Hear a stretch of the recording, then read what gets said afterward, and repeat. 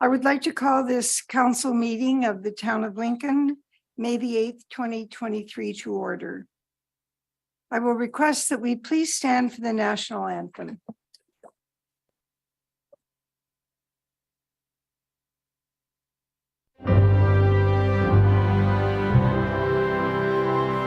Oh, Canada, our home and native land, true patriot love in all of us command.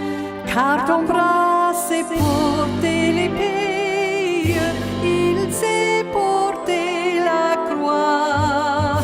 Ton histoire est une épopée des plus brillants exploits. God keep our land glorious and free. Oh, Canada, we stand on guard for thee. Oh, Canada, we stand on guard for thee. Thank you. Please be seated.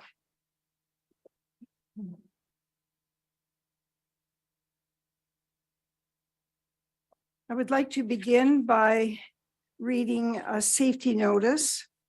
In the event of an emergency, please evacuate the council chambers through these doors and obey all instructions given. If assistance is required, please see the clerk, Ms. Kirkelos. Once you have evacuated the building, please gather in the front parking lot outside of Town Hall. Also, please ensure for the duration of the meeting that you place your cell phones on silent or turn them off. And lastly, the Town of Lincoln Council meetings are posted on our YouTube channel.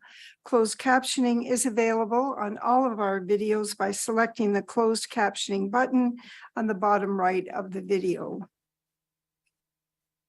Niagara Region is situated on treaty land, and so I read this land acknowledgement because this land is steeped in the rich history of the First Nations, such as the Attawandaronk, the Haudenosaunee, and the Anishinaabe, including the Mississaugas of the Credit First Nation. There are many First Nations, Métis, and Inuit people from across Turtle Island that live and work in Niagara today. And for the young people that are in attendance this evening, if you look at a map of North America, take a very close look, take your pencil, you can draw a turtle within those lines.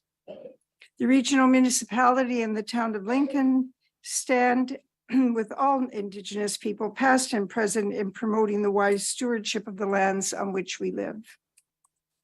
Members of council are in attendance, either in person and remotely, with regrets from Councillor Mikulik and Councillor Brunet. Councillor Timmers is available remotely.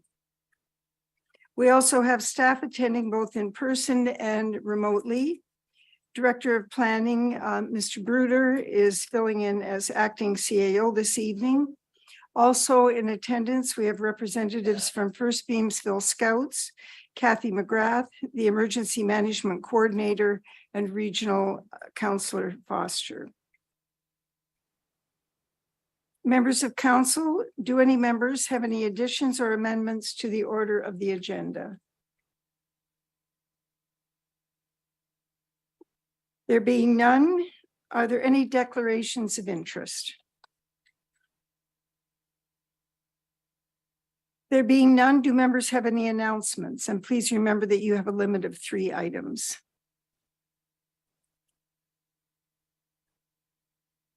Councillor Njima. Oh, thank you, Madam Mayor. I would like to announce the upcoming events through the Chamber of Commerce. On May 29th is the Chamber Cup Golf Tournament at 20 Valley Golf and Country Club. On June 1st, there is a business after 5 being held at Vineland Physiotherapy from 5 till 7 p.m. On June 7th, there's a virtual lunch and learn on accessibility specific to business And that's from 12 to 1 p.m. And you can register and attend while you're at work on your lunch hour. And on June 20th, there's a business before 9 at the Orchards Retirement Residence. And that's from 7:45 to 9 p.m. And August 17th is the AGM that's being held at the Grand Oak Culinary Market from 4 to 5 p.m. And finally, on September 14th are the Outstanding Business Achievement Awards Gala. And that's at Vienna Estates this year. Great. Thank you. Thank you very much, Councillor. Councillor Pachariba.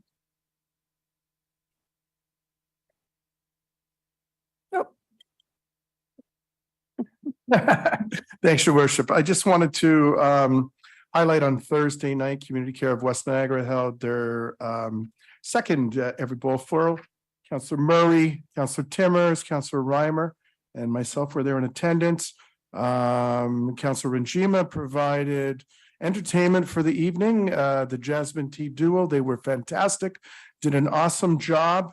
And the best of all, we've got the notification today that the event raised $20,000. So great fundraising event. The venue was at Bench at Fieldstone. Want to thank Matt and his team because this year it was just the perfect backdrop for the event. So want to thank all those who donated a prize or sponsored the event because it really raised a lot of money to help us help the marginalized in our community. So thank you very That's much. great. All right, Councillor, would you please comment on the communication boards? Oh, sure.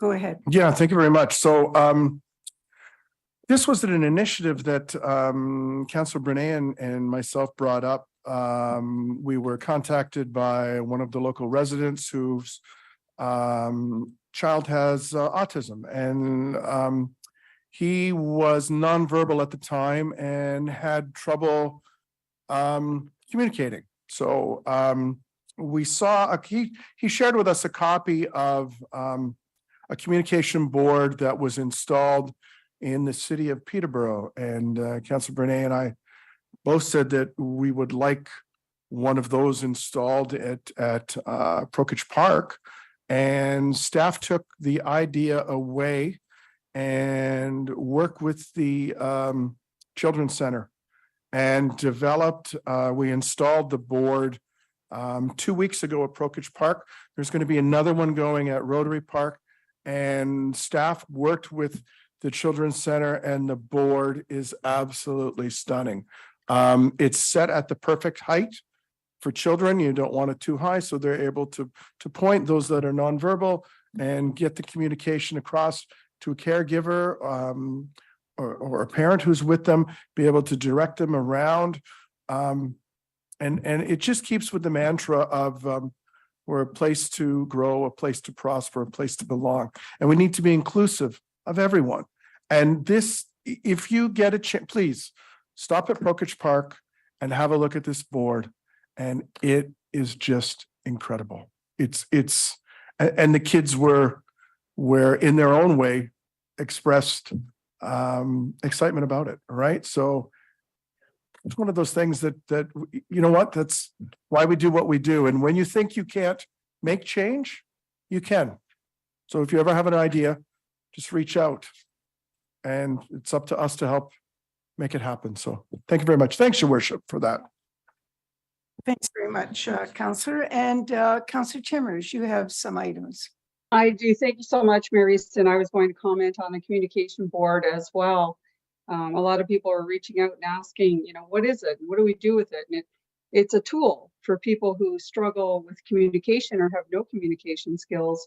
And it has, as Councillor Pachariba already just described it, it has photos and symbols and illustrations. And the little children that were there were right into it, and they were already pointing to it. It's fantastic. So I was really excited about that. So on April 26th, I attended the Mary Easton State of the Town address. Well attended, fantastic event. So happy to see everyone come out in person. I also had the pleasure last Tuesday of attending a roundtable discussion with the long-term care minister, Paul Calandra. And there were, I guess, about a dozen people around the table, stakeholders from all of our local long-term care, as well as Niagara-on-the-Lake and St. Catharines. Great discussion, just an open discussion. And just some of the comments, I did send a summary, but there was a lot of great positive comments that really made me feel quite excited about the idea of creating care campuses and providing diagnostic treatments or tests for local seniors that could just pop over to the long-term care and have a simple diagnostic test completed instead of waiting and going into a different, like a hospital, and waiting a long time for something very simple. Removing unnecessary documentation and red tape, getting more nurses on the floor, working with the residents. Strengthening the family council, which I'm a member of. Albright Manor had some representatives there, their CEO and their CFO, and they talked about their plans for building a new building on the Albright Manor site. And they were also very excited and interested in speaking about creating a community hub, a care hub on the Albright Manor location for seniors that are living nearby. So very, very happy to be there that day. So thank you, Mary Easton. I'll cut it short. I had a lot more, but I know we're limited till 3. So thank you so much. Thanks very much, Councillor. The next item on the agenda is proclamations.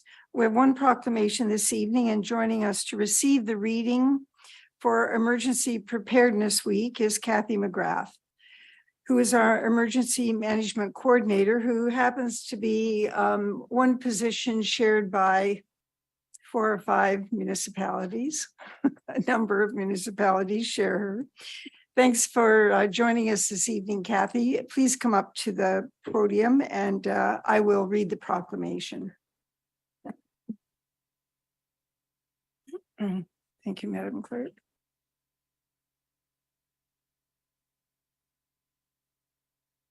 Town of Lincoln, Corporation of the Town of Lincoln, Office of the Mayor proclaims that whereas Emergency Preparedness Week, May 7th to the 13th, 2023, is a national awareness initiative that takes place annually to raise community awareness about the important steps individuals can take to prepare for an emergency, make a plan, build a kit, and stay informed.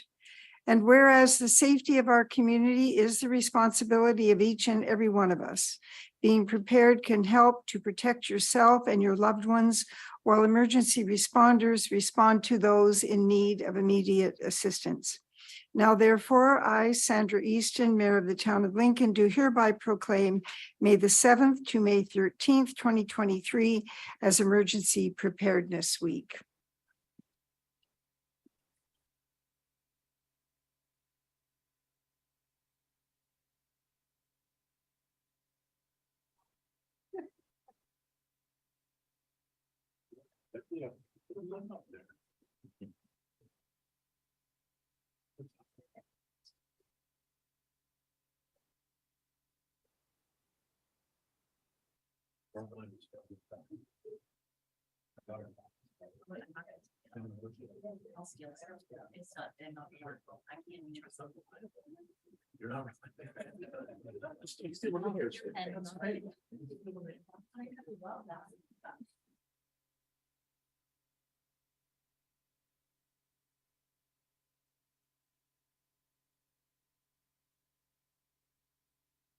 Now, there's another part to all of this.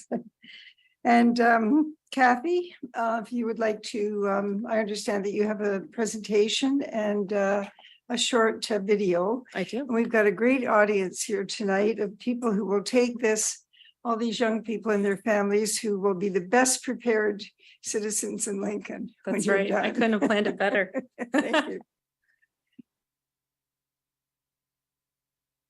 Perfect. Thank you.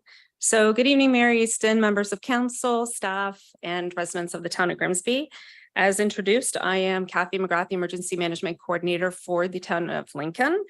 And my responsibilities include management of the Niagara West Emergency Management Program, which includes the town of Lincoln, town of Grimsby, township of West Lincoln, and the township of Wainfleet. So public education is part of my program responsibility. So today I'm here to share with you awareness about emergency preparedness week, which runs from May 7th to the 13th. So EP Week is a national awareness event. It takes place every year for the first full week in May since 1996. And it's an opportunity for us to share important information about the hazards that are in our area and how to prepare and be safe for emergencies, all emergencies, actually. Turn this on. Okay, so this year, emergency managers from all 12 municipalities, including the Niagara region, worked collaboratively on an initiative with Captivate Photo Cinema out of St. Catharines. So our public education message aligns with the province of Ontario, which includes make a plan, build a kit, and stay informed. And on Friday, May the 5th, we proudly launched an emergency preparedness short film that I would like to share with all of you tonight.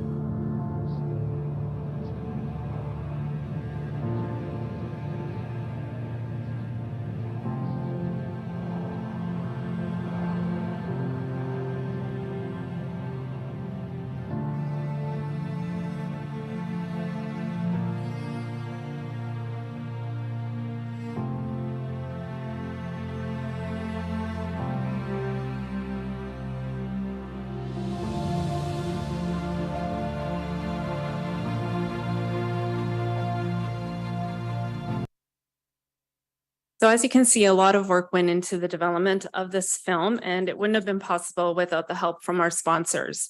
So we received a sponsorship from Enbridge Gas, the Canadian Tire and Freshco stores in the Niagara region, the Niagara Regional Fire Chiefs Association, and the Niagara Region Emergency Management Program. This week at Canadian Tire and Freshco stores across Niagara, they will also be promoting some essential items that can be purchased within their stores that are important for your emergency kit. I'd also like to recognize other stakeholders for their support in the film, such as Red Cross, as you've seen in the emergency shelter, the Niagara Regional Police, Thorold Fire Service, City of St. Catharines, Quantum Murray, and Niagara West Fire and Emergency Services. It was an absolute pleasure working with all the volunteers, the cast and the crew in the development of this film. So I hope you all enjoyed it. So if we look at our 3 steps to emergency preparedness, our first is to make a plan. And so as we know, disasters can happen anytime. And with that comes a lot of confusion and stress.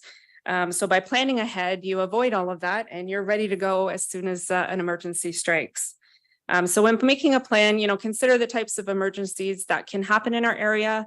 Talk with your family and friends about what shelter in place and evacuations would involve. Have important documents ready to go, copies of passports and important information. Develop a communication plan amongst your family and friends. And if you have any special medical needs, make sure that you include that in your kits. And it's important to review your plans annually because things can change. And with building a kit, it's important that you have enough supplies so that your family can be self-sufficient for at least 3 days following an emergency. It's customizable to what your family or personal needs are. So there's a lot of items on this list that you should consider for your emergency kit at home, but also consider your vehicle emergency kit, as you've seen in the film with the blizzard, so that you're safe if you had to pull over to the side of the road. And if you have any pets, also remember to include them as part of your plan and your kit items. And lastly, the stay informed. Before, during, and after emergency, information is shared. So it's important to follow credible sources for information. As a Town of Lincoln resident, it's important to follow our social media channels. And as a resident within the Niagara region, those social media channels as well. Niagara Regional Police, 211 is also a very good source of information. And weather alerts. We get advance notice on severe weather, and here in Niagara, we do experience a lot of those warnings and watches. So it's important to stay up to date and in tune with what's happening. And Alert Ready is also a system that provides alerts if there's emergencies in the area and the need to evacuate or follow particular information. So in closing, I just want to encourage everyone today to take time to develop an emergency plan and a kit that works for you and your family. Throughout this week on our social media channel, there will be a lot of information shared about different ways you can prepare and things to consider. And I'd just like to thank you all for this opportunity, and I hope that everybody gets prepared. Thank you very much, Kathy. I'm just going to check with councillors now to see if they have any questions of you. And I have Councillor Njima. Please go ahead. Oh, okay, thank you, Madam Mayor. So I really enjoyed your video, and actually there was some good actors in there. I could sense the tension in their faces. I think after COVID, I think a lot of people can relate probably a lot more than they used to before COVID, because a lot of us haven't lived through an emergency that we can think of. We've been lucky enough. We've been privileged, really. So I think that maybe has made your job in terms of education a little bit easier, because I think people can imagine things changing very suddenly and coming out of nowhere and having to react quickly in many ways. So I remember in the old days when we were in school, I don't know if they still do this, but you have fire drills and everybody, out you go. And we all learned really quickly what we're supposed to do when we hear that bell. So I'm wondering, does anybody ever do this on a community-wide basis? Have emergency, mock emergencies where everybody in the small community has to react quickly and learn how to go and where to go and what would happen? So a whole day thing or half a day. Does that happen? Opportunity, Kathy. Through you, Mary Easton, to Councillor Rijima. It is not a requirement. However, across the province, there has been instances where people have run exercises with schools during emergency preparedness, particularly with the high schools. Could you survive for 72 hours? I've heard some exercises that have taken place where they had to, they're pretty much stuck in their school cafeteria, and can they survive the 72 hours? And I don't know all the particulars of it, but it is a very good event to do. I assume. I think it would learn, people would learn a lot. Here in the town of Lincoln, I do attend a lot of public education or community events where I engage with the residents to share emergency preparedness information. My display has grown, so it's very engaging and active. So there's a lot of communication and dialogue. So it's, but I like your idea, and it's something we can definitely look at for the future. I'm thinking it out and it sounds very complicated, but Yeah, it would be very complicated. it would be very complicated. And I'm thinking, the fires, I'm thinking of right now that are happening in Alberta. And I have a friend of mine who lives in Alberta right now, and she's in Calgary. She's not too far, she's far enough away from the fires that she's not terribly concerned. But she said for the first time in her life, she has an emergency kit, everything ready to go. And you have to be ready to go in an instant. So, luckily we don't have that happening right now. But again, there's a lot of emergencies that happen and nobody sees them coming, or the average person doesn't see them coming. So thanks for the work that you do. And it's very comforting knowing that you're there on our behalf. Thank you. And if I may, Mary Stin, just to add to that, Go ahead. this initiative, this project came. This initiative or this project came to fruition with the Christmas storm that happened mostly in southern Niagara. And it was clear that there were a lot of people who were not prepared. They didn't have all the items they needed in advance, and we're going out and we're getting stranded. So we may not have the wildfire, but we have extreme weather events where people should follow the advice of the professional or the authorities and stay home when it's not safe to travel. So That's a very good example. Mhm. That was traumatic for some people. it was very sure. much. Thank you. You're Madam Mayor. welcome. Thank you very much, Counselor, and thank you, Kathy. We also have a question from Counselor Timmers.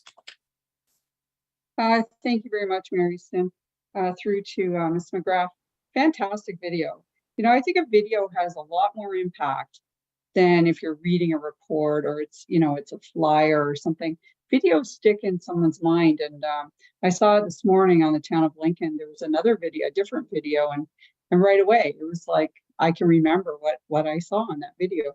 So just following up on Councilor Rajima, I think you're onto something with that. And I remember a couple years ago, and the Scouts are there, they could correct me, but they did a family emergency plan, I think, amongst themselves, and then they shared it with each other. And it could be something that could be just done in the home. It could be a competition. It could be online. It could be a virtual. I don't know, just throwing out some ideas to Ms. McGrath, but I could see it happening through online versions or families preparing, having a competition of how they prepared or putting in a little video of what they did. So I think that would be a lot of fun, and it would actually prepare people and educate people. So I don't know if I have a question in there, but I don't know if Ms. McGrath has anything she wants to add to that, but. Do you have anything to add? Sure, through you, Mayor Easton. Thank you so much, Councillor Timmers, for that suggestion.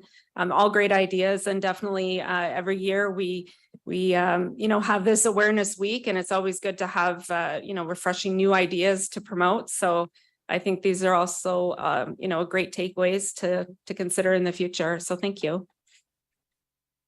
Thank you. All right. Well, thank you. I'm just checking, Madam. I think there aren't any other questions, but Kathy, I want to thank you very much. If you wouldn't mind just taking a couple of seconds and tell, and let's have it on the record.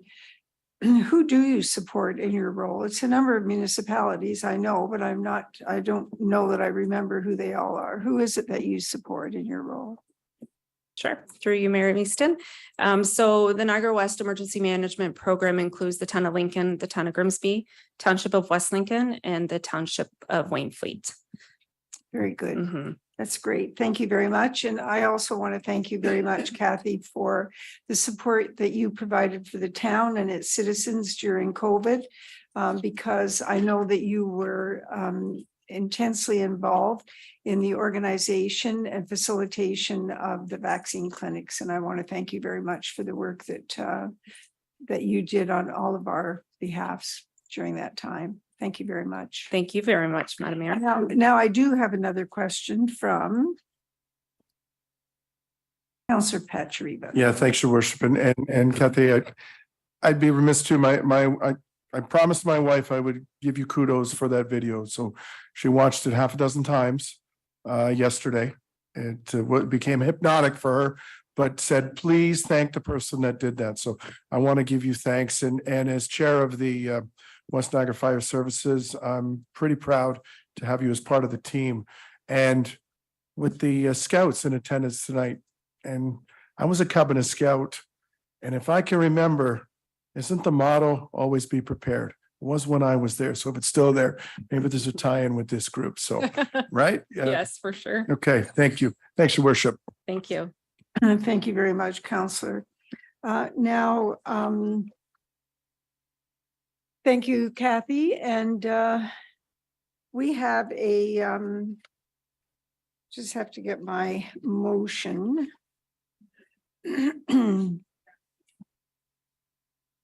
All right, no motion, just thanks for the report.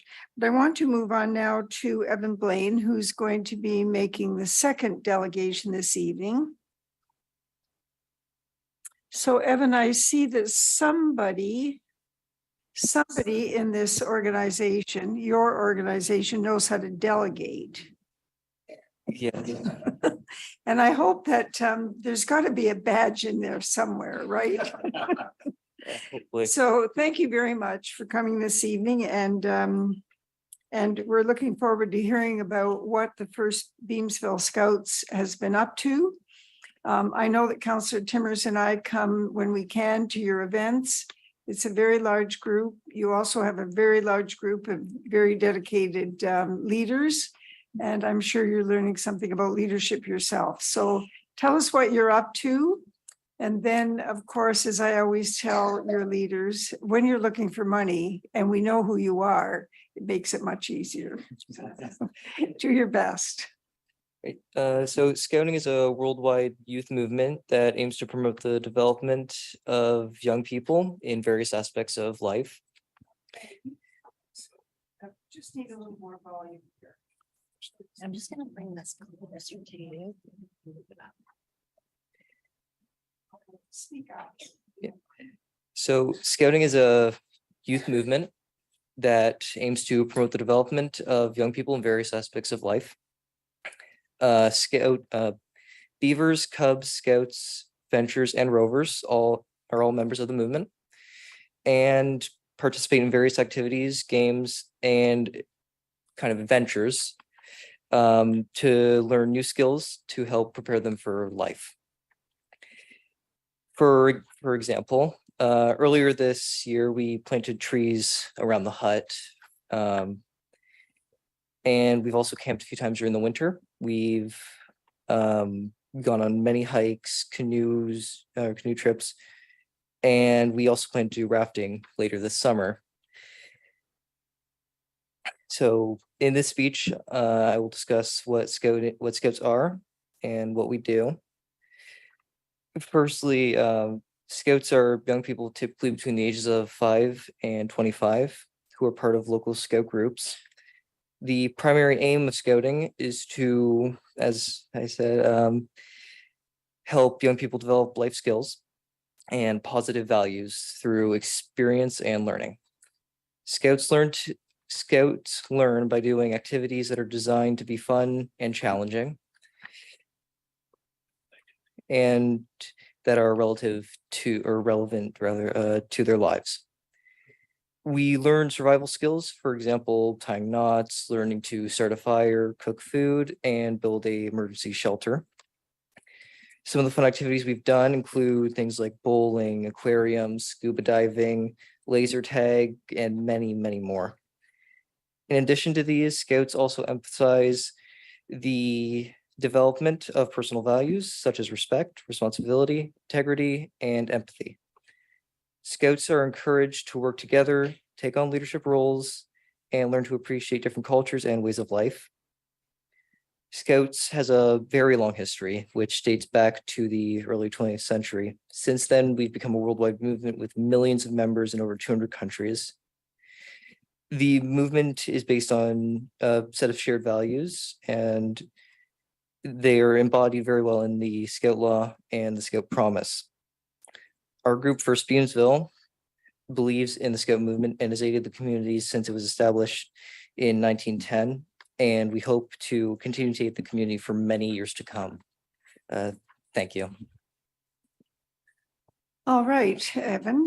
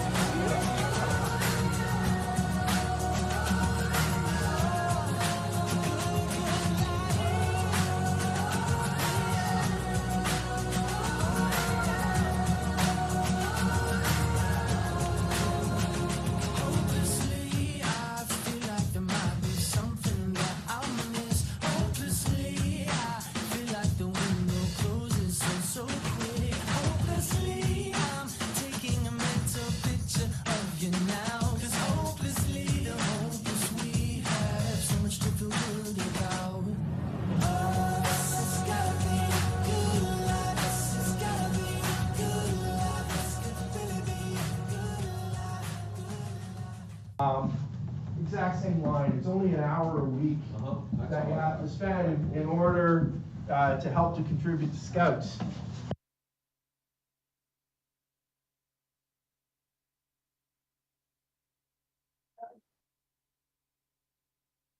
Very well done. Thank you very much, Evan. We appreciate your presentation, but don't go away because the counselors may have questions. So let's not let this young man get off too easily.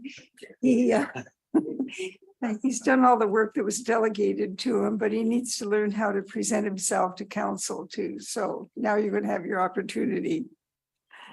Councilor Njima. Thank you, Madam Mayor.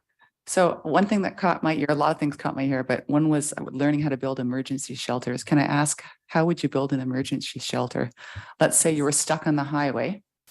We saw in that video people stuck in the highway in the snow, for example. What could you use to build an emergency shelter? Or maybe you want to use another example, but that caught my ear. Well, in terms of the emergency shelters, we're mainly taught to use things we can find in the woods, sticks, even trees to build lean-tos, things like that.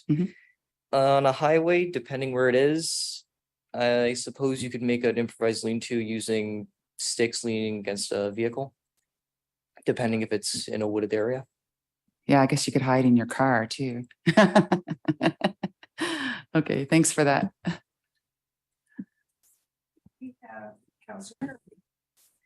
Thank you very much. Excellent presentation and so excited to see all the great things you people are doing. For new kids who want to join, when's the intake period and how do they join? Well, to join, best way to do it is to go on to, I believe it's Scout Tracker, right? Scouts.ca. And then it's usually the closest group to you, which we have groups in most areas. You join there, and every year you just have to rejoin, basically. And as you get older, you move on to different levels within the group. Great, thank you. Thank you, Counselor. Counselor Russell.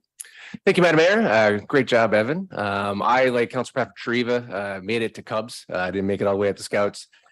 So again, I am pretty familiar with, again, a lot of the background. And in a day and time where there's a lot of kids, my own included, that often spend far too much time on devices indoors. Again, it is so refreshing to see groups and people like yourself out there enjoying the wilderness, enjoying the outdoors. And I'm going to put you on the spot a little bit. Just wondering, with all your experience, again, being outdoors and doing everything with Scouts and everything that's led up to this, any thoughts on, again, we've got climate change and things happening, anything that we can do for the community to help, again, maintain the outdoors, and what are your thoughts on that?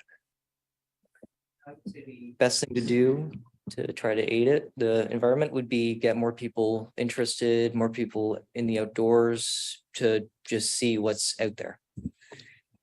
No, that's really good. And I appreciate that. And again, I think we can also do like a lot of cleaning up. But again, I think that getting that understanding of nature and again, how much we really do rely on it and how much it has to offer us, I think that relationship development with many people, I think is a great thing. So I think I appreciate your time and appreciate your presentation. I think you did a great job. Thank you, Madam Mayor. Thank you very much, Counselor. Counselor Katarina. Yeah, thanks, Your Worship.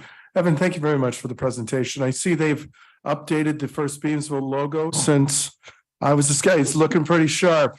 I used to love the camping trips and the jamborees, and I'll never forget the first time I signed up for winter camping and thought, I'm not going to make this. But you learn that it's important to put the straw down first between the tent and the snow. What's your favorite part of scouting? Personally, Yeah. The sense of community, because when you're in Scouts, it's more than just a movement. It's a group of people who you spend a lot of time with, who you get to know really well, and it gives you a sense of belonging, I guess you could say. Yeah, it's important, isn't it? Sense of camaraderie, sense of belonging, and sense of helping your community. So good show, proud of you, proud of everyone here, and keep up the good work, right? Because it's important. And one day maybe you can be up here like Councilor Russell and me, right? Because we started off with Scouts and Cubs and learned those life lessons and learned that giving back to community is a good thing. So you got a great bunch of leaders. They're instilling that message in you. And remember, you can do anything you want. Okay? Keep it up. Proud of each and every one of you. Thanks, Evan. Awesome. Thank you, Evan. And thank you to the Scout leaders who came this evening, to the parents also who came along with their children. You probably wouldn't come to council for any other reasons. So we're really happy to have you here so that you can tell that there are some real people that hang out here and try to do some good work.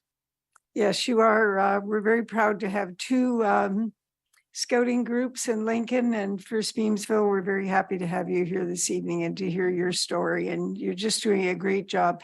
The examples of some of the areas that you're getting exposed to just are mind-blowing. I mean, that really speaks volumes about the creativity and the diligence of your leaders to spend time searching these things out and then doing whatever it takes to make them happen.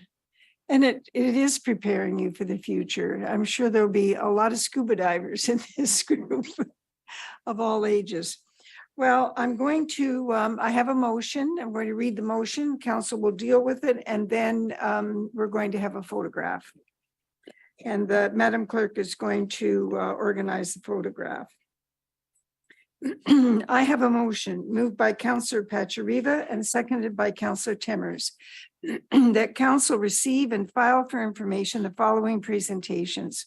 Kathy McGrath, Town of Lincoln regarding Emergency Preparedness Week, and Evan Blaine, First Beamsville Scouts regarding program updates. Madam Clerk, would you please open the vote? And the vote is now open, Madam Mayor.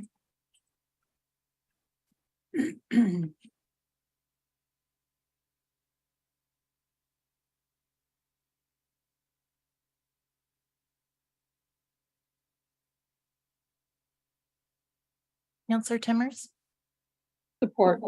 thank you. And I'll close that vote. And that carries, Madam Mayor. Thank you. Thank you very much, Madam Clerk. The vote is carried. And now we'll take a few minutes and have a photograph.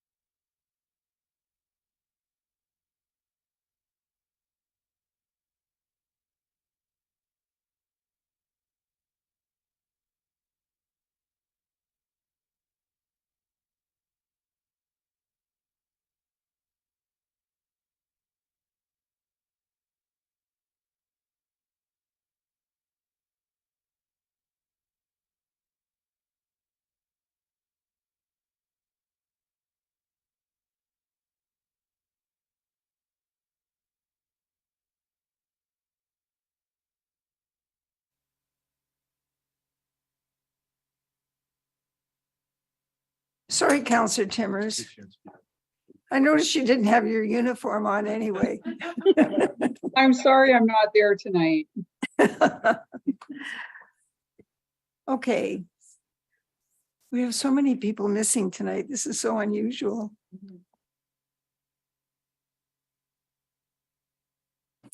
Okay, we are now at item 11, which is items for consideration. And we have one item brought forward for consideration this evening, which is item 20 from the Council Information Package, week ending April 28th, 2023. This is a motion from the Great Lakes and St. Lawrence Cities Initiative regarding Great Lakes and St. Lawrence River Basin Coastal Resilience Study. And at this point, I will ask that Deputy Mayor Russell assume the chair role, as I would like to speak to this item.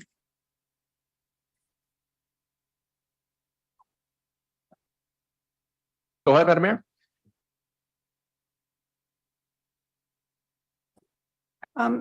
Mr. Chairman, this is a substantial motion that was put together on behalf of the members of the Great Lakes Cities and St. Lawrence Basin Association, which is an association of 230 municipalities on the Great Lakes, on both sides of the Great Lakes.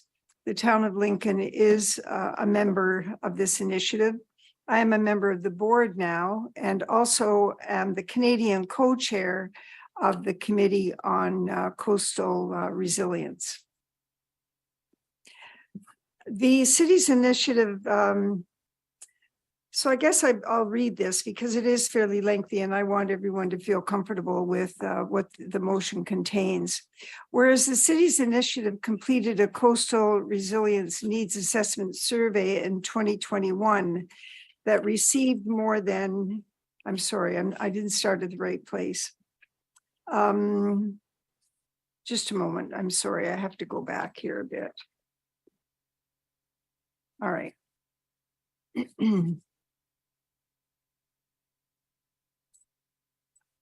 All right, I'm looking at whereas climate change is a clear and present danger to communities, residents, and businesses across the Great Lakes and St. Lawrence River Basin. And whereas climate adaptation and disaster mitigation and response in Canada are shared responsibilities between municipal, provincial, territorial, federal, and Indigenous governments and agencies. And whereas the Canadian side of the Great Lakes and St. Lawrence River has more than 10,000 kilometers of shoreline, which are at increasing risk of flooding, erosion, and severe storm impacts. Whereas municipalities are frontline actors that will bear the most costs for adapting their infrastructure and communities while having access to the least amount of resources to fund these activities. And whereas improving coastal resilience in the basin has been identified as a key priority of the Great Lakes and St. Lawrence Cities Initiative, and whereas the city's initiative completed a coastal resilience needs assessment survey in 2021 that received more than 300 responses from local governments in Canada and the US, which revealed that the participating communities would spend a cumulative $2.56 billion over the next 5 years to respond to coastal hazards impacting their shorelines, with more than $320 million in planned investments for Ontario and Quebec respondents, a fraction of the total amount all communities in the basin will need to spend over the coming years to protect their shoreline communities. And whereas a follow-up survey issued in 2022 found the majority of local governments that responded anticipate having to each spend more than $1 million to address coastal hazards impacting their shorelines between now and 2026. And whereas a 2019 report by the Federation of Canadian Municipalities and the Insurance Bureau of Canada found that avoiding the worst impacts of climate change at the municipal level will cost an estimated $5.3 billion per year shared among all three orders of government. And whereas in response to this issue being a priority for the organization and its members, a Mayor's Commission on Coastal Resilience was established with Canadian and US members to identify sustainable, workable solutions to address coastal erosion, flooding, and storm impacts. And whereas in 2022, the Mayor's Commission on Coastal Resilience issued its recommendations calling for the Government of Canada to partner with the Ontario and Quebec governments to accelerate the development of regional shoreline adaptation plans across the basin. Whereas the city's initiative is a key partner in the Great Lakes St. Lawrence Collaborative, which developed the action plan to protect the Great Lakes and St. Lawrence 2020 to 2030 that recommends for enhancing shoreline climate adaptation in the basin. Whereas the Government of Canada released its final draft national adaptation strategy in the fall of 2022 with a commitment of $1.6 billion down payment to support the implementation of the strategy.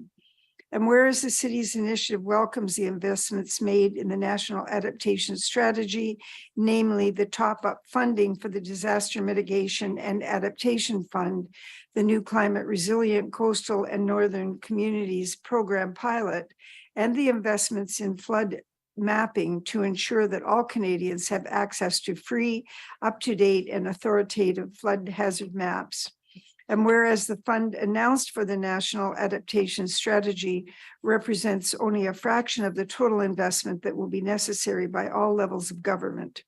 And whereas flood mapping, though a critical tool for communities and residents across the basin, represents only one measure of coastal resilience, and that a more comprehensive assessment will need to be completed to assist all levels of government in prioritizing shoreline adaptation measures and investments. Whereas the U.S. Army Corps of Engineers has been authorized to complete a Great Lakes Coastal Resilience Study, GLCRS, and it has signed a cost share agreement with the 8 Great Lakes states for the estimated $10.6 million study. Whereas the GLCRS will assess Great Lakes coastal resources over a range of future conditions and develop a watershed plan to support the management of those resources and identify, select, and prioritize investments that will promote coastal resilience. And whereas without proper coordination, coastal resilience efforts in the Canadian Great Lakes and St. Lawrence River Basin will be done in an efficient, inconsistent, and piecemeal fashion. Whereas investments announced by the Government of Canada for the National Adaptation Strategy, Great Lakes and St. Lawrence River Protection, and to establish the Canada Water Agency provide a sound foundation on which it can help lead a similar study for shoreline communities in Ontario and Quebec. Whereas the Government of Canada has an opportunity to reinforce the National Adaptation Strategy by working with regional actors to identify and address climate change impacts on water levels, erosion, flooding, and storm activity in the basin. Now, therefore, be it resolved that the Great Lakes and St. Lawrence Cities Initiative requests that the Government of Canada designate a multi-ministry team to liaise with the U.S. Army Corps of Engineers on their GLCRS to determine how Canada can support and learn from the study to improve coastal resilience in the Great Lakes and St. Lawrence River Basin. Designate a budget and develop the scope of a similar study to the GLCRS for the Canadian Great Lakes and St. Lawrence River, and engage the governments of Ontario and Quebec to partner, co-fund, and execute this work. Examine the possibility of having the Canada Water Agency coordinate this Canadian coastal resilience study in the basin.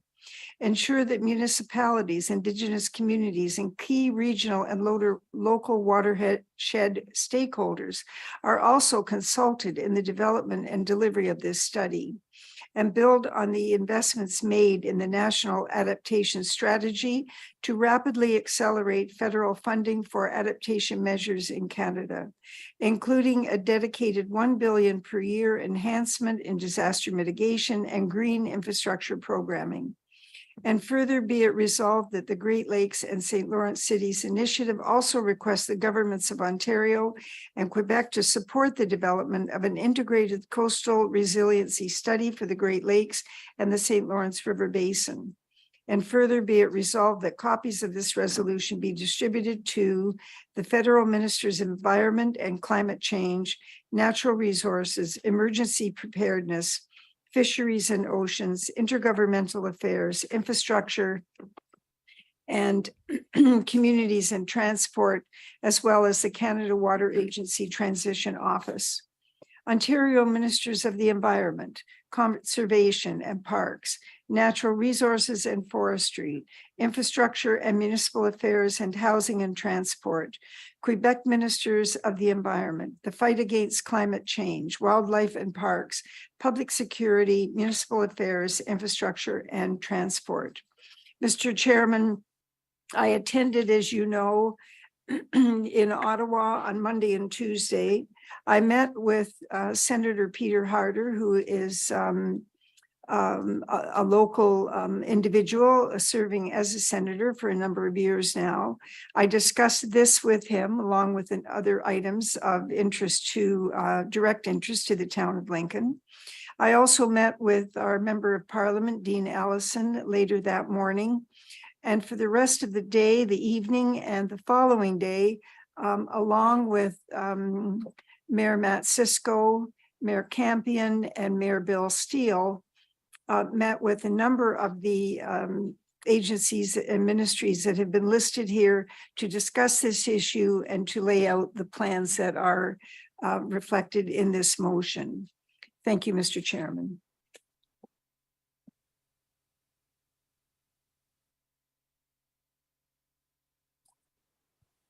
Thank you, Madam Mayor, and I really appreciate you going through all that, so I don't have to read it myself. Do any members of council have any questions? Oh, seeing none. I have a motion moved by Mayor Easton and seconded by Councillor Timmers. As Mayor Easton has already read and is contained in their information and will also be put up on the screen by our wonderful clerks department. I will now ask our clerks to call the vote. Thanks, Counselor. I'm just trying to scroll down to find the open to voting button. Here we go. And the vote is now open. That was a long one.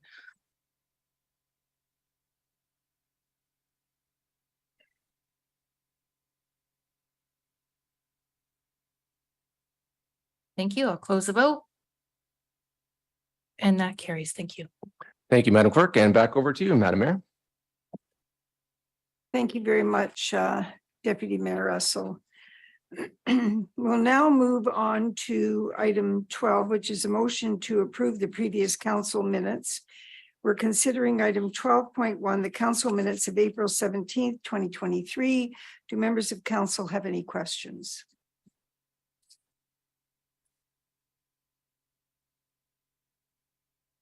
There being none, I have a motion moved by Councillor Benchima, seconded by Councillor Murray, that council approve the minutes of the following meetings of council minutes of April 17th, 2023.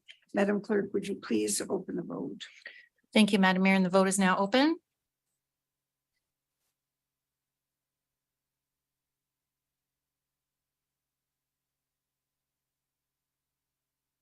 Counselor Timmers, can I have your vote? I'm not seeing the vote this time. I support. Thank you. Thank you. And that closes and carried. Thank you. Thank you very much, Madam Clerk. The motion has carried. We move on now to recommendations from standing committees. And we're now considering the following: the Budget Committee minutes of April 24th, 2023, the Committee of the Whole minutes of May 1st, 2023. Do members of council have any questions? Councillor Murray. Thank you, Madam Mayor. I would like to pull out the Committee of the Whole minutes of May 1, 2023 and request a recorded vote on the record.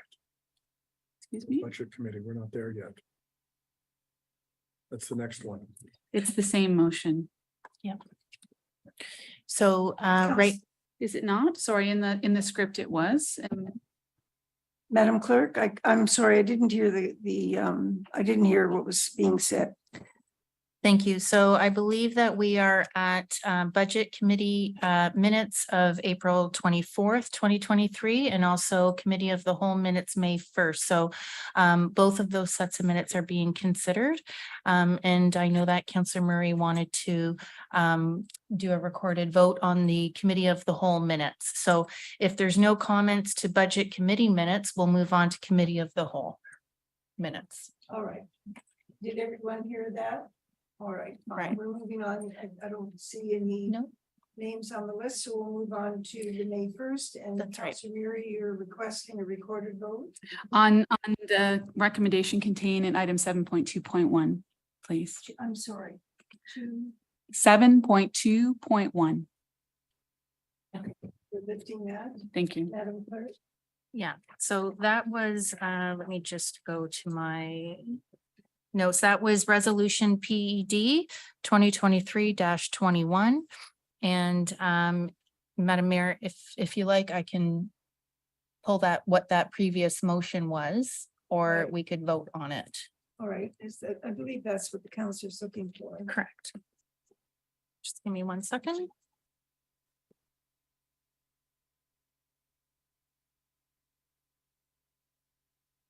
In the package, what page are we looking Yeah, I'm just, so it is in the agenda on page 29 of the agenda. Okay. And it's the zoning bylaw amendment by 20 Valleys Inc. for 3731 19th Street. And that was report PD 19 -23.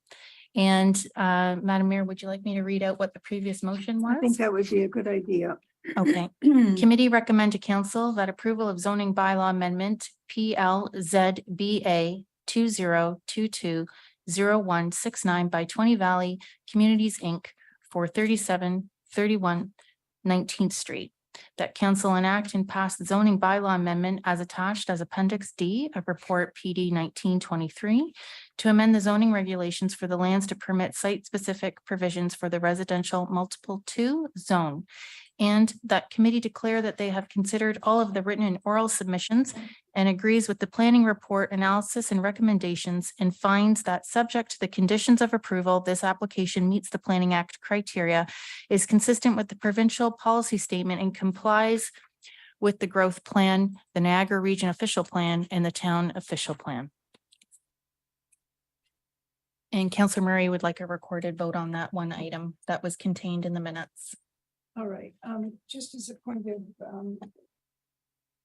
clarification, Madam Clerk, the final paragraph on page 29 states that the committee declares that they have considered all of the written and oral submissions and agrees with the planning report analysis and recommendation, and finds that subject to the conditions of approval, this application meets the Planning Act criteria and is consistent with the provincial policy statement and complies with the growth plan, the Niagara Regional official plan, and the town official plan, which should say to anyone who's taking part this evening or observing this evening, the professional planners at the town of Lincoln have followed all the rules and regulations as they're laid out by the province, the town, and the region, correct? That's correct, Madam Mayor. Okay, thank you very much. Madam Clerk, please call out the vote. I just need a seconder for this recorded vote, Okay, please. do you have a seconder, Councillor Murray? I have Councillor Reimer there. Councillor Reimer? Yeah. Thank you. Give me 1 moment. All right. Oh, okay.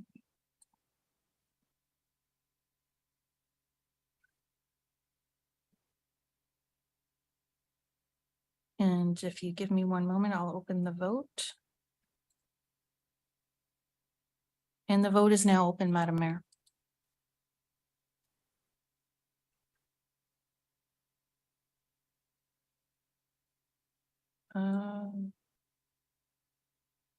It won't open. Councillor Timmers? I was able to vote. Yep, give me 1 moment and I'll close the vote.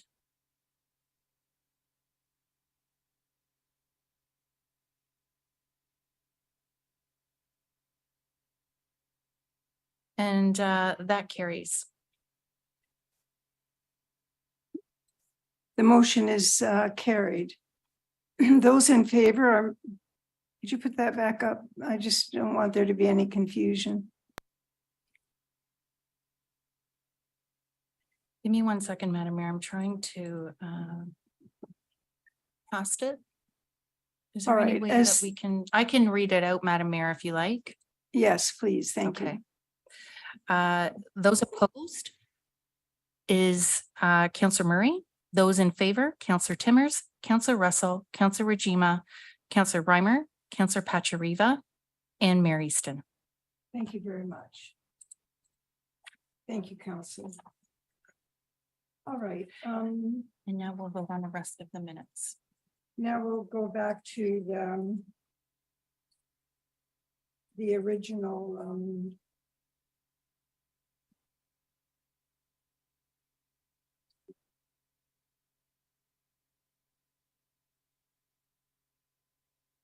all right, we're going to I have a Motion moved by Councillor Limer, seconded by Councillor Kaczariva, that council approve the following recommendations from the Standing Committee, Budget Committee minutes of April 24th, 2023. Madam Clerk, would you please call it?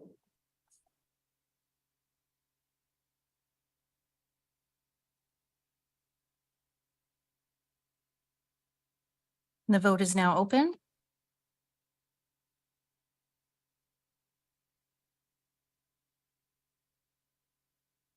Counselor Timmers? I support. Thank you. And that carries, Madam Mayor. Thank you. The motion is carried. Now, the next item, item 14, is notice of motion. We have 3 notices of motion this evening. And the first is brought forward by Councillor Timmers. Councillor Timmers, would you, when you introduce your motion, would you speak up a little bit? The volume isn't working. It's not very loud in the chambers. So I just want to make sure that it's being recorded well. Are you ready? Yes, I am. Thank you, Mary Stan. I'm Just just a trying. moment. I'm sorry, I'm just having to check one thing with Madam Clerk. So before we do that, the introduction for notice of motion is that Councillor Timmers has put forward for the Municipal Heritage Register. However, we need to vote. It requires 2/3 to immediately consider it, to discuss it. And then once that passes, if it passes, then Councillor Timmers can introduce it and speak to it, and then we'll have deliberations and then vote on that. Okay? That's fine.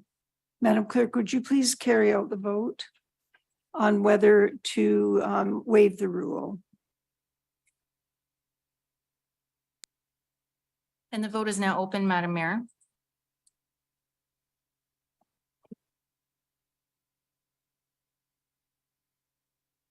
And I'll close that. And that carries. Thank you. Go ahead, Councillor Timmers. Thank you very much, Madam Clerk.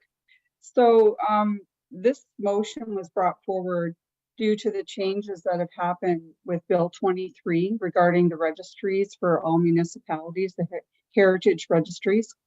And I felt it was important and time sensitive that we could address this with a Made in Lincoln version.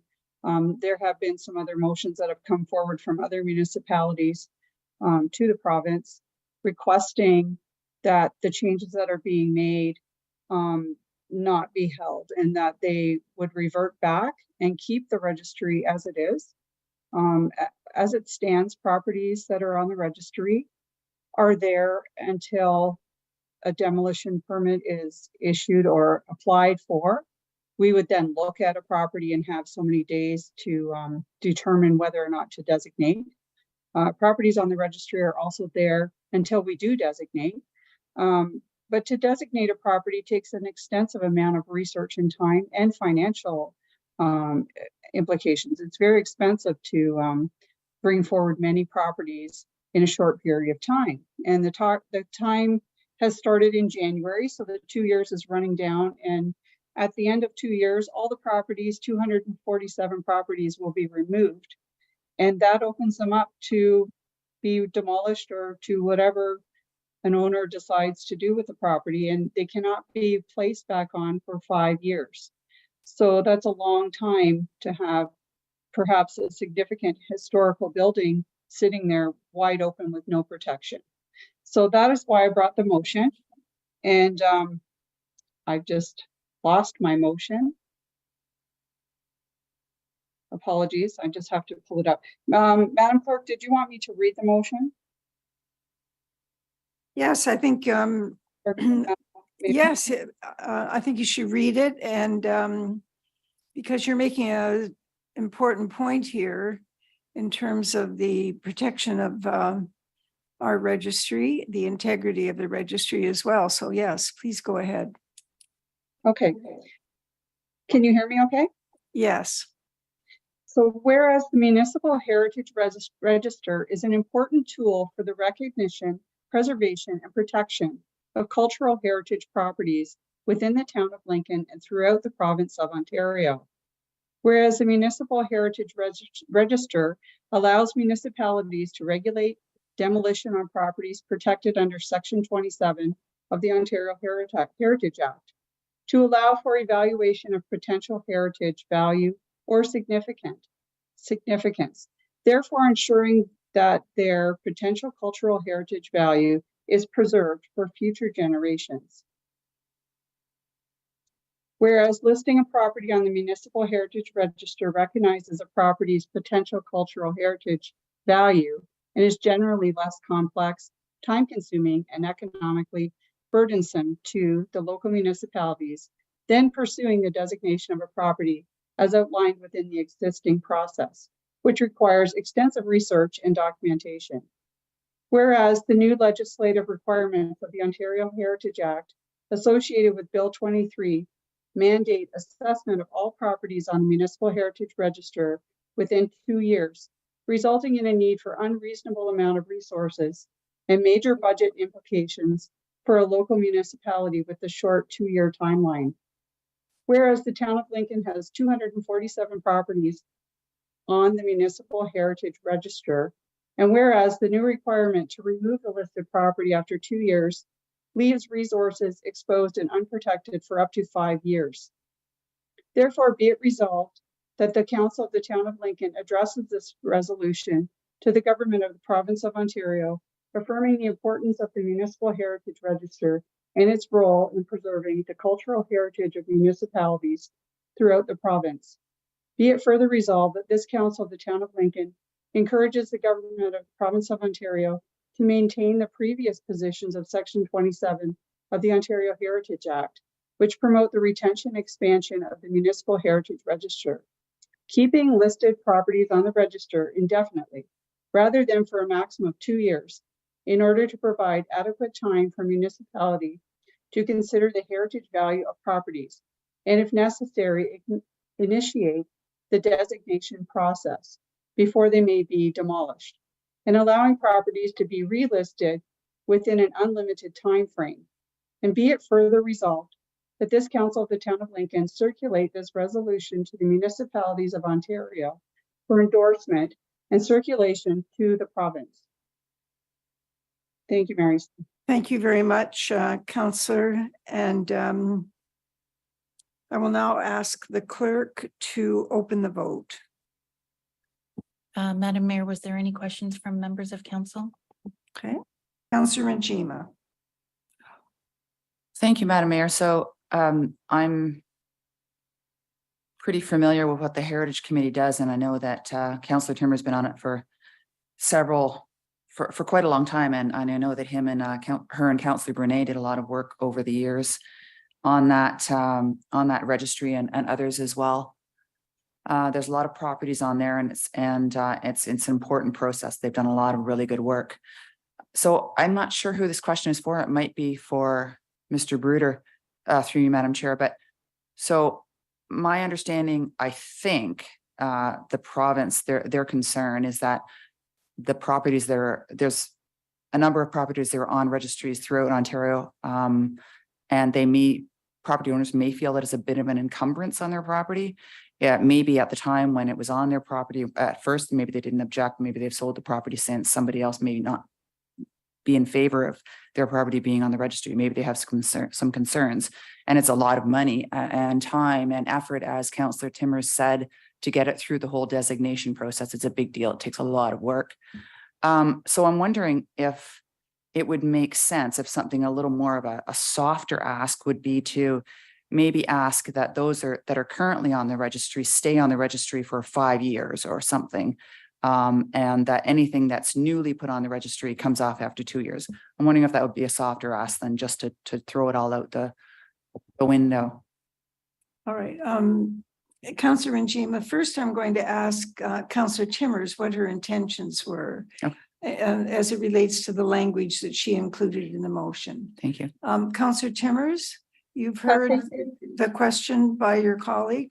Yes, thank you, Mary, and through you to Councillor Njima. So the intent is not to add to the register at this point with the pressures that we have right now. And to have a property on the registry costs absolutely nothing to the town. It's a placeholder. And that's why we have 247 properties. They're a placeholder. And it means nothing to the homeowner whatsoever. There's no restrictions at all to have your property on the registry. It means nothing at that point. It would mean something if somebody wanted to demolish it. And that's why it's there as a placeholder. It's a pause. So then we could say, okay, let's look at this property. Is it designation worthy or not? That's what would trigger that. But just being on the registry, it costs the town absolutely nothing, and it means nothing. In no way does it encumber a property owner. So I hope that that's a little clarity for you. And Okay, thank you very much, Oh my Councillor God. Timmers. Now Thank we're you. going, I'll go to our acting CAO or the deputy CAO. Madam Mayor, could I just clarify my question first? I'm not sure it came across properly. Certainly, yeah. Thank you. So I'm thinking that, so I understand the process of having a property on a heritage list on the registry. It's a process whereby if somebody comes forward, as Councillor Timmers said, and applies for a demolition permit, it gives council 60 days to start the process of designating the property if they wish to do so. And that's great. That's fair enough. And no, it costs us nothing to have it there, but I do think there are property owners that would rather not have that designation on there if they had a choice. And I'm wondering, so that's my understanding, and that's what I've heard from people in the community. But I'm looking to get some feedback from Mr. Bruder on that, and maybe a little bit of speculation as to what you think the province's impetus is for doing this. Mr. Bruder, while you're answering that question, will you also address the level of consultation that's gone on with the parties whose names are on the list? Because I know it has been quite extensive. Please go ahead, Mr. Bruder. Through your worship. Yeah, that's correct. There has been a lot of consultation that's gone on with the property owners. But one of the things I wanted to highlight was that, being on the non-designated list, that's not that there's any type of designation or formal designation on the property. All it is recognizing that there could be potential heritage value of these properties. Addressing, when you consider that in terms of the comment about potential encumbrances to the property, I definitely wouldn't consider it an encumbrance. I think it's just an additional opportunity for a municipality that has not concerns, but definitely aspirations in preserving the character of the town, to have an ability to do that evaluation if it deems it necessary when there's a potential demolition that comes up. But there's no existing designation on the property. It's nothing like that. It's just it's on a non-designated list, just flagged, just to go through that extra lens. So in that regard, again, I don't think that's an encumbrance. I would also highlight just generally, some of the work that the Heritage Committee is doing as well. Councillor Timmers, they're going through and looking at that list in a little more detail as well in terms of prioritizing which sites may be most likely to have heritage value, maybe most prone to development. I think, that's an important exercise to undertake regardless of the decision that happens tonight. And I think that'll further inform and perhaps guide the conversation around moving forward with this list. But again, I wouldn't consider it something that's a major hindrance to a property owner moving forward. I think the goal of the province, I do agree with you. I think it's just overall, the theme of all these policy changes these days has been to speed up the process of creating more homes, generally speaking. In this particular instance, I think, trying to work towards the eventual streamlining of this or dropping the 60-day requirement just to make sure individuals can move faster. I think that was one of the goals. But again, I think we have to balance that goal along with the need for some preservation opportunities if they present themselves. Thank you, Your Worship. Yeah, I'm in favor of the motion as it stands. I'm just wondering if it would be a softer ask to ask 5 years for those that are already on the registry. I think just wondering if that would be a softer and more palatable ask. Go ahead, Mr. Bruder. Yeah. Through Your Worship, I think that is an option. I think even from a 5 years perspective, if I look at the amount of properties on the non-designated list, that's quite a few, especially when we look at some of the other municipalities that maybe have passed similar motions. A lot of them have heritage planners on staff. We don't. So that's an added layer that we're going to have to consider. Do I think it's possible to get through the program? I do, in 5 years, perhaps. Do I think it's a softer ask? Yes, but again, it's a little bit of a limitation because these reports that have to be done, especially if there's going to be a designation, they're very complex, require a lot of research. And so, you know, when I look at our neighboring municipality, Grimsby, they're lucky if they get through, you know, maybe 3 or 4 a month or every 2 months. So they're pretty involved. So that's the only caution I would leave council, but I do agree it would be a softer ask. Okay, thank you. I mean, I'm in favor of how the motion's written. I thought the conversation was important to have. Thank you, Madam Mayor. That's great. Thank you very much, Councillor.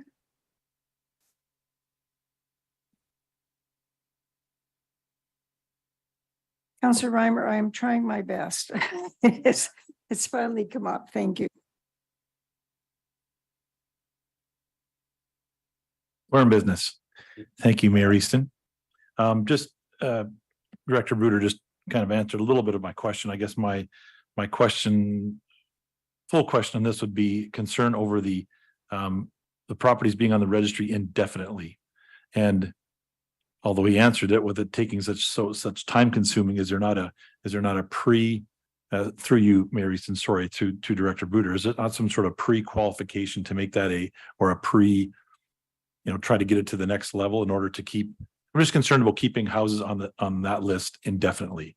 And I know it might not seem an encumbrance, but if someone wants to take it down, it is, because we still have 60 days to say no to that. So I still view it as an encumbrance. So I would like to see if people are, if obviously if a house is going to be on that list, we take a look at it. It's not going to change unless we're dating, unless we're dating ourselves and we're bringing it to a certain, keeping it on there to get it to a certain year. But is there some sort of, along with this, a quicker way of evaluating whether that should be on the list or not to take the further step of designating it? If that question makes sense, Director. Go ahead, Mr. Bruder. Yeah, through you, Mayor Easton. Definitely a good question. I think a lot of the times, again, this isn't necessarily having 60 days just to say no. It's just to undertake the assessment. A lot of times, these assessments are done to determine heritage value. Maybe there is some heritage value that's identified, and instead of, saying no to the demolition, there's some photo documentation, adaptive reuse. A lot of different things can be considered. So, I wouldn't want anybody to leave with the impression that no, these 60 days mean we have that time to do an assessment, and yes, it needs to be designated, and then nothing can happen. Even if properties are designated, there's various things the property owner can still do in terms of a mechanism to try to do kind of a pre-evaluation. I think some of that might even come out of this priorities list that we are developing with the Heritage Committee. I understand it's going to be ready later this month, and it's kind of a triage. It kind of does that preliminary assessment of the properties to hone in on what the pressures are and from a redevelopment perspective and what the potential attributes could be. So, do I think we can avoid the indefinite word? I think so.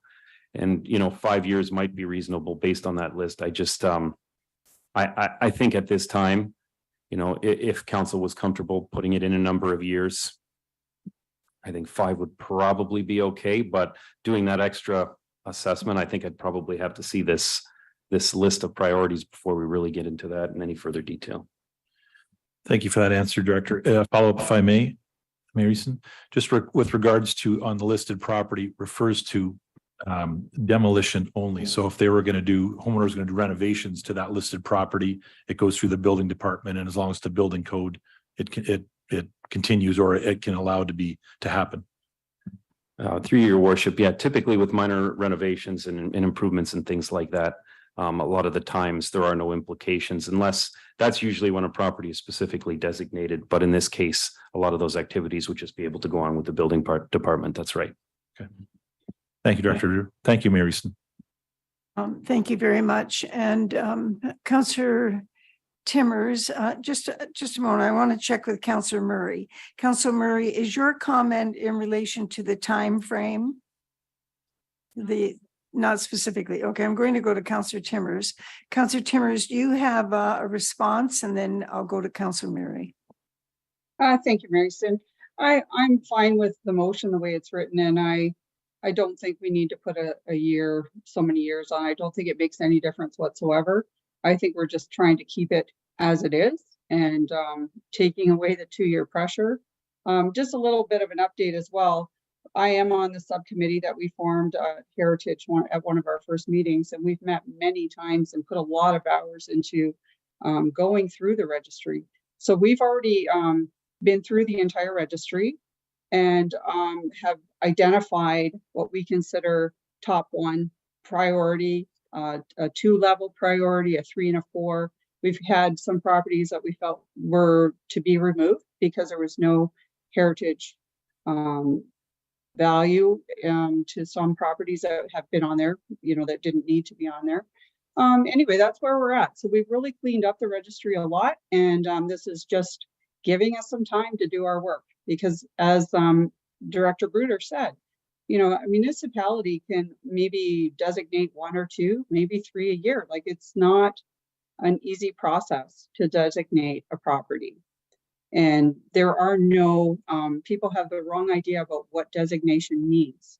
Usually it's the facade, it's the face of the building. It has absolutely nothing on the inside unless something internally is identified.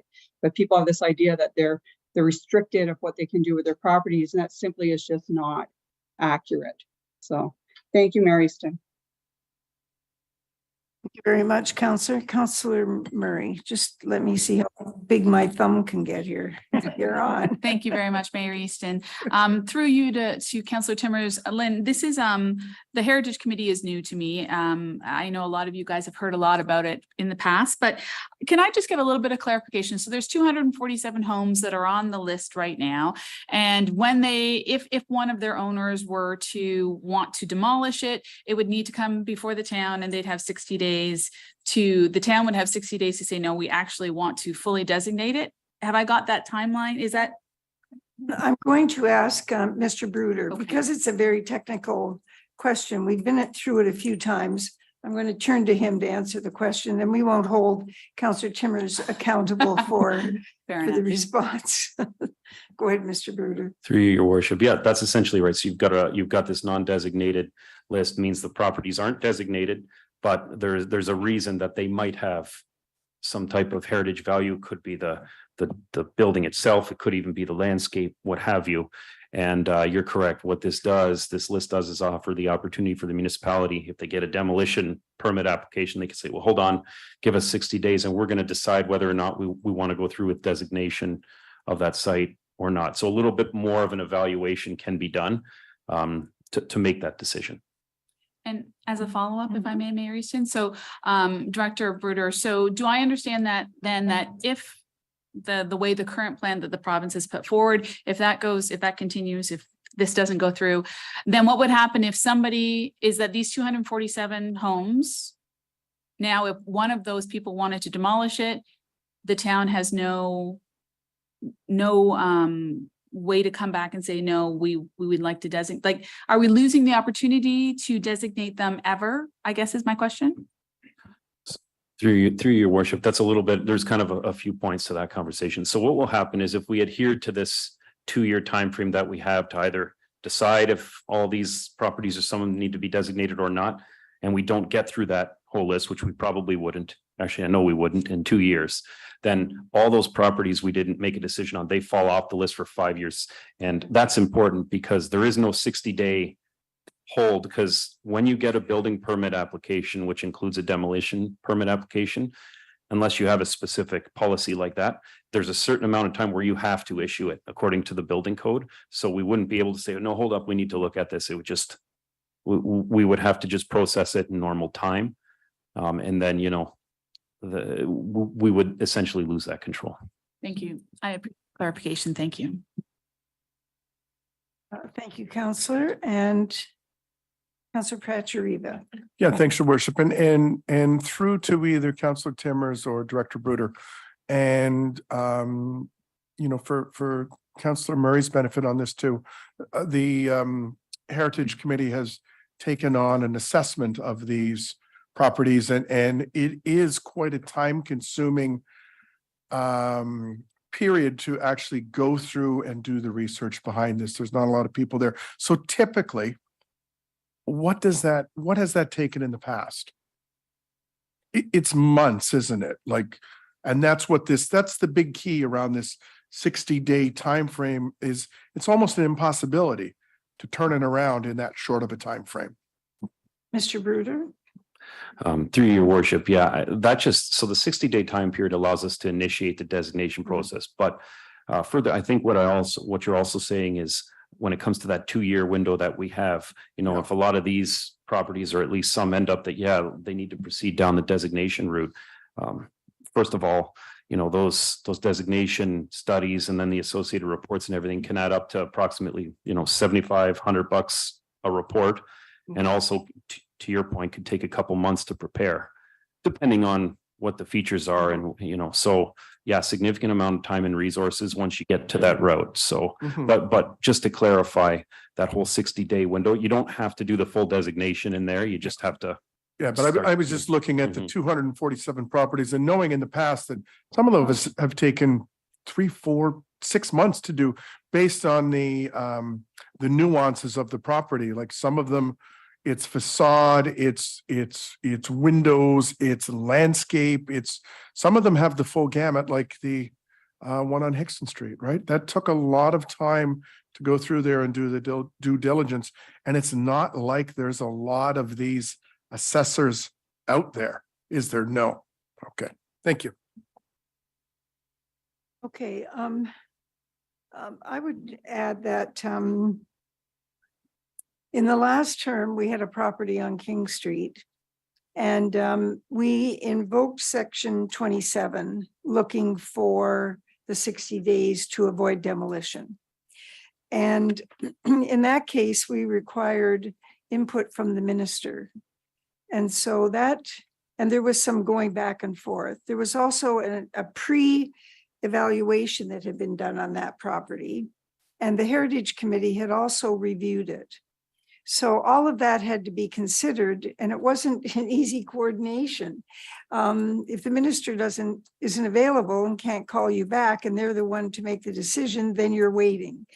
And you wait for them to go ahead and do something further, because in fact, when she did get back to us, she wanted to know what the evaluation was, that pre-evaluation by the expert that there aren't very many of. And so at any rate, it's so I just had a little bit of outside experience with the rather cumbersome elements of that. So for what that's worth. So Madam Clerk tells me that we have an amendment. Is there a mover? Councillor Reimer. You brought up the amendment to remove the indefinitely, correct, out of the motion?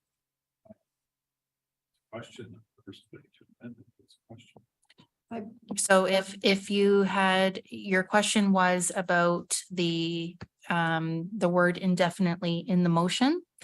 And so that is an amendment because we would be amending what the motion reads. And so what that now would say, and I can put this up on the screen actually, if you give me one moment. And I've highlighted where that would be. Give me 2 seconds. Are you looking for clarification, Councillor, or Councillor, are you looking for clarification? Are you looking to have the amendment put up? Sure. Yeah. Okay.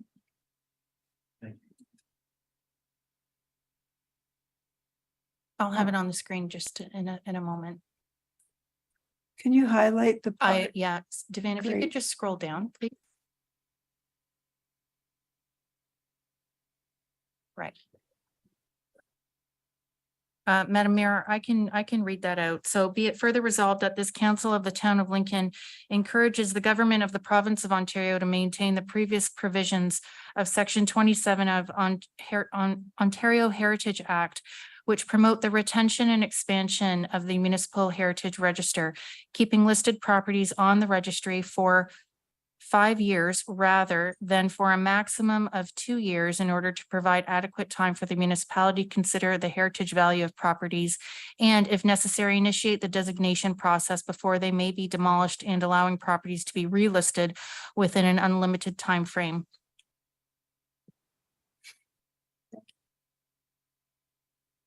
Thank you, Mayor Easton. I just, while while Director Bruder was answering some other questions, I know he did speak about that. So I would just like, if it's possible for him to confirm that that's sort of an adequate time frame, or that's a realistic time frame. Sorry. Go ahead, Mr. Bruder. Through your worship, I mean, it's definitely a lot better than 2 years. I think, if I'm looking at it, I think it probably is. I don't necessarily know for sure until I kind of see the final result of all the work that's been done today by the Heritage Committee. I was, another option could be just to get rid of the word indefinitely, or just say longer than the maximum of 2 years. I don't know if we want to get away from that word indefinitely, we can probably rework that too. But the 5 years, I'm not overly worried about it. It's a lot better than 2. So I think that should be okay. Okay.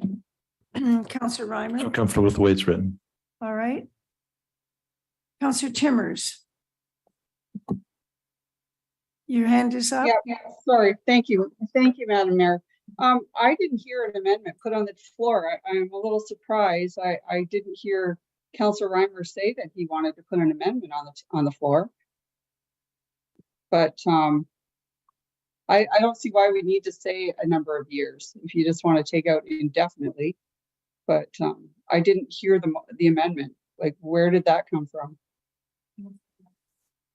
Madam Clerk. Hi, Counselor Timmers. It was noted in the comments that he brought forward. Okay, I just didn't hear the word amendment. I won't be supporting that, but thank you. Thank you very much, Counselor. All right, Counselor Reimer, you're satisfied with the wording? Yes? Madam All Mayor, right. can I get a seconder, please? A seconder, please. Counselor Murray. Thank you, Counselor. And I'll open this to the vote. Okay. And we're voting on the amendment.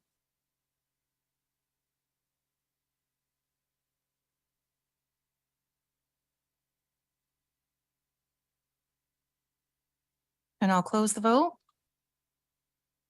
And that lost 3-4. All right.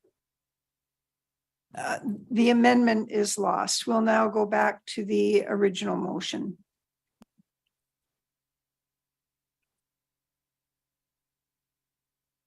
Thanks, Madam Mayor. And so I'll put the original motion up.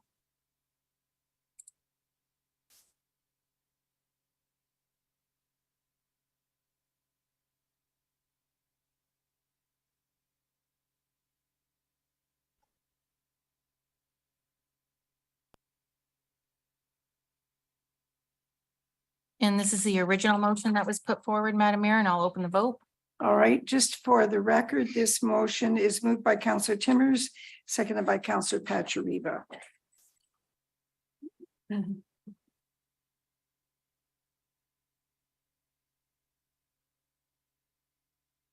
I'll close the vote, and that carries. Thank you, Madam Clerk. The motion is carried. The next item on the that is to be considered under item 14.2 under notice of motion is being brought forward by Counselor Pachariba. This is an introductory notice of motion regarding a state of emergency on mental health, addiction, and housing affordability, and will be considered at the next scheduled council meeting. Counselor Pachariba, do you have any introductory comments?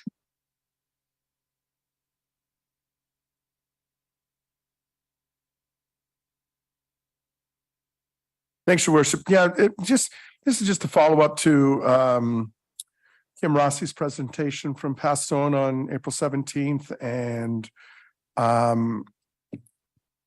Elizabeth Zimmerman's from the YWCA and coming up with a notice of motion regarding the state of homelessness, mental health and addiction in West Niagara and coming up with a Made in Lincoln solution. So look forward to having that come forward and having like Councillor Timmers with the previous motion, a Made in Lincoln solution to it. Last time it was too vague. So taking on those numbers behind what's going on here. So thank you. Thanks very much, Councillor, for clarifying the value of having the Lincoln numbers included. Thank you for that. Okay, we'll look forward to that. And the next item on the agenda is under 14.3 is a notice of motion being brought forward from Councillor Russell. This is also an introductory motion regarding the Beamsville Central Business District and the Ontario Street Commercial Area Community Improvement Plan, CIP, and will also be considered at the next scheduled council meeting. Councillor Russell, would you like to provide us with some introductory comments? Thanks, Madam Mayor. Very, very briefly. Again, I mentioned in our last meeting of Committee of the Whole that again, I was going to bring a motion forward the origin was from the BIA. We had a meeting this last month to talk about investment in our downtown, investment in some of our businesses, and the request came to see whether or not it'd be if there's an opportunity to look at bringing back that facade improvement CIP to help with that reinvestment back into some of our businesses. So I work with Councillor Timmers on this, and there is a heritage aspect of this that we will talk about when we do bring this forward. But we're looking for basically a report back whether or not this is financially feasible to go forward either in 2023 or beyond. So look forward to the discussion next council meeting. Okay. That's great. Thank you very much, Council. We look forward to that on May 29th. We are now at item number 15, report of municipal officers. And it just seems that the last few months have been particularly busy for all of us. And so my report this evening focuses on that time period from April 17th, which was the last council meeting. And throughout that period, I participated in a number of activities representing council and the interests of the town of Lincoln. On April 18th, I participated in an interview at the request of the Jordan Historical Museum of the 20 and the Lincoln Cultural Center regarding the Jordan Hollow Park project and the recommended renaming. On April 20th, I attended the regular meeting of the Ontario Aggregate Resource Corporation Board of Directors as the AMO representative. TORC is responsible for quarry rehabilitation. As one of the town's regional representatives, I met with Dr. Hergy and his staff regarding the process that has been implemented by Public Health on measuring health impact as they relate to the selection of capital projects at the region. One of the budget principles that I was able to influence through an amendment in 2021 was to include the evaluation of budget decisions based on the social determinants of health and their support to healthy communities. On April 21st, councillors and staff enjoyed the return of the annual Lincoln Good Citizens Awards at 20 Valley. All of council and myself participated. The evening was very well attended. I believe the numbers are correct at 30 individuals and 4 groups who were celebrated for their contributions to the community. On Saturday, April 22nd, I attended with Councillor Mike Mikulik the region-wide library trustee orientation hosted by the Lincoln Pelham Library. This is quite an enlightening orientation as it included presentations by a member of the Métis community who was able to provide some incredible history and enlightenment around the Indigenous people who settled and lived in this area, moved through this area, as well as the LGBTQ++ representatives who also spoke about their orientation within the communities and some of the difficulties that they are presented with. On April 24th, I participated in the Niagara Agricultural Plan Town Hall at the Region of Niagara. This is a part of the Regional Economic Development and Tourism Plan. Several members of the ag sector also attended. There have been a number of these sessions. This happened to be, I believe, the last one. And we were all there to advise the consultants on the value of ag in Niagara, the important connection of ag tourism, and collectively we pressed on the issues of sustainable agriculture and the need for support at the regional level. On April 25th, I participated with CAO Kirkopoulos and ECDEV Director Paul Diani, Tourism Coordinator Brittany Bialuski in the CKTB roundtable that was held at Newark Brewery. The focus of the discussion for Lincoln was ECDEV and tourism and the development plans in Lincoln as they are impacted by Ontario Bill 23, as well as a number of the projects that are going forward in the community around community development. I want to add a little bit more to what Councillor Petriva had to say about the Play Communications Board that are located in Ward 2. These signs were also, these were prepared and manufactured, fabricated, I guess is the right word, by Custom Sign Labs, which is a local company. I was very pleased to see that it was possible for them to do that. Also, just announcing that the Niagara Children's Center, who is also a participant, is one of the recipients from the Mary Easton's Golf Tournament, which will be held in June. And it is my understanding that there will be more boards put up across the rest of the community. On April the 27th, staff provided me with the preview of Lincoln's traffic safety plan, which has been reviewed with all of the ward councillors, and I was very impressed with what I saw, and we can expect to see that at a future meeting. On April 28th, I was invited to attend a roundtable with Minister Michael Parsa, the Minister of Children, Community and Social Services, where we discussed the major issues impacting the welfare of children in Niagara, including housing and mental health programming, including the local Pathstone clinics that are settled in a number of Niagara municipalities, including Lincoln. As a town's representative, I attended, as I noted earlier, and participated in the Mayor's Great Lakes Cities and St. Lawrence Basin between May 1 and 2 in Ottawa. And the purpose of this engagement was to drive the municipal engagement and focus on basin-wide issues, including shoreline erosion. We have very strong partnerships with the research that Dr. Liette Vasseur has carried out on the mapping of the shoreline from Quebec through to St. Catharines. Also, we also work very closely with the NPCA, who have done a fairly recent mapping of the watershed in the Niagara area and in the Lincoln area.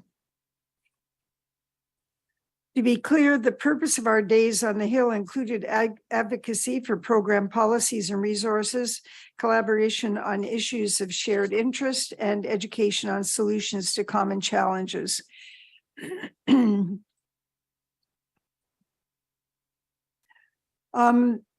Later in the day, I was on May 1st, I was introduced at a reception to Senator Rob Black of Fergus. He's chairing a committee on soil quality. I think this is quite an important initiative. I wanted to share with him some of Lincoln's concerns about soil that navigates in southwestern Ontario and the GTHA into all of West Niagara, as well as the impact of microfibers, which are being distributed on soil through biosolids.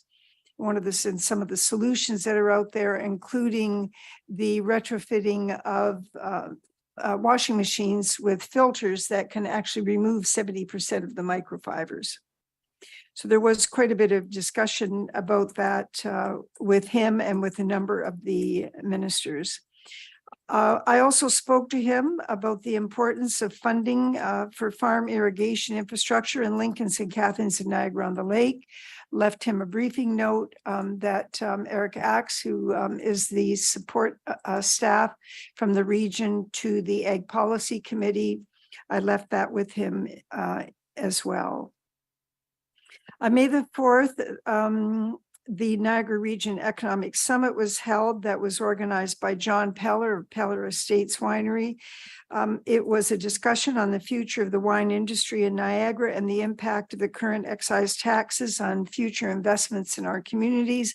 He did a wonderful job of bringing together the head of the LCBO, also a number of staff members from the minister's offices, and also the Minister of Recreation was also in attendance. On May 5th, I attended with Councillor Lynn Timmers and Councillor Mike Mikulik, as well as CAO Mike Kirkopoulos and senior staff with the Lincoln Cultural Center, as well as the Niagara Native Center Red Dress Day that commemorates the disappearance and murder of women and children and men. 20 profiles of women were shared, along with the poignant display of red dresses in the trees along the 20 Valley, which stand as symbols of the tragic losses and lack of serious acceptance by authorities of the issues. And as we would with any in the Lincoln community, we see truth and reconciliation for the loss of their lives. It's the end of my report. I understand that when one finishes, one says Miigwech. Thank you. And now, Regional Councillor Rob Foster, if you would come forward. We're happy to see you here this evening. We're very pleased that you're able to endure our agenda until it's your turn. To about that. A couple of things this evening, and by the way, thank you for having me here again. Number of things that I've been involved with over the last couple of weeks as well. A regional councillor actually has an awful lot of things going on as well.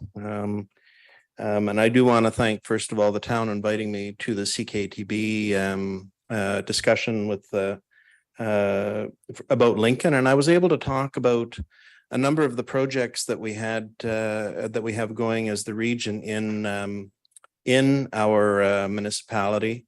And in fact, even today, again, I was in a meeting with Mr. Tassone, who's our acting Director of Transportation, and he says it seems to be all Lincoln all the time right now that's going on. So that's a good sign for us as we're moving forward. I was at the SWIFT board meeting back a week and a half ago, and I was reelected as the treasurer for a second term for that organization. So anyway, that was a very interesting meeting, because an awful lot of the founding councillors have retired or have moved away from politics. George Cornell, George Bridge, a lot of those types that you'd have crossed paths with in different things in Mary Easton. I was at the long-term care discussion along with Councillor Timmers, with Minister Paul Calandra. My comments at that particular meeting was that it's all about financing, it's all about funding in and around long-term care.